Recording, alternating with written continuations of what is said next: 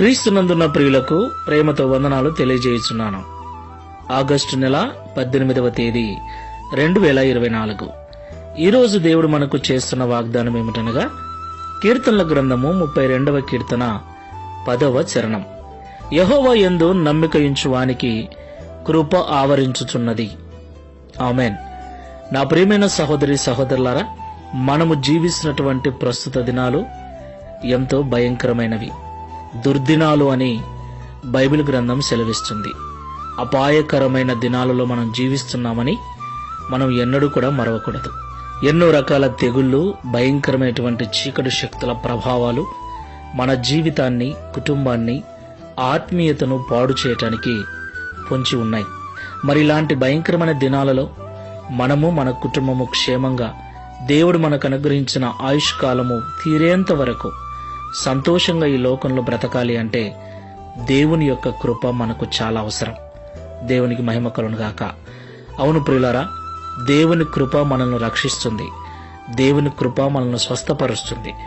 దేవుని కృప మనల్ని ఆవరించి ఉన్నప్పుడు మన చుట్టూ ఉన్న ఈ శోధనలు, సాతాను సంబంధమైన చీకటి శక్తులు మనల్ని ఏమీ చేయలేవు.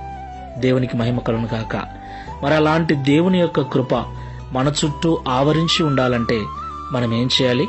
ఈ మాటలు వింటున్న ప్రియ సహోదరి సహోదరుడా, ఒకసారి దేవునిలోకి వచ్చిన తర్వాత మనకి ఏమొచ్చినా మనము వాటిని ఎదుర్కోవటానికి తగిన శక్తిని మనకు దేవుడు అనుగ్రహిస్తాడు.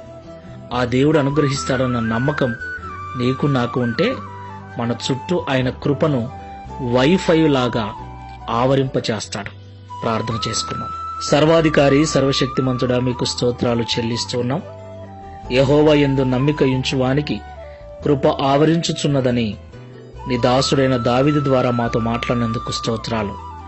ప్రియ తండ్రి, ఈ భయంకరమైన దినాలలో, ఈ చెడ్డ దినాలలో మేము, మా కుటుంబము సురక్షితముగా, మా ఆత్మీయత దెబ్బతినకుండా ఆరోగ్యంగా జీవించాలి అంటే, పరిశుద్ధంగా జీవించాలి అంటే నీ కృప తప్పకుండా మాకు అవసరమని మాతో మాట్లాడారు. మాకు తెలియపరిచి హెచ్చరించినందుకు స్తోత్రాలు చెల్లిస్తున్నాం. నీ కృప మాకు తోడుగా లేకపోతే ఈ లోకంలో మా జీవితం సజావుగా సాగదు అని కూడా మాకు తెలియపరిచారు. నీ కృప ఉన్నతమైనదని, శాశ్వతమైనదని, నీ కృప ద్వారానే మేము రక్షించబడ్డామని పరిశుద్ధ గ్రంథం సెలవిస్తుంది.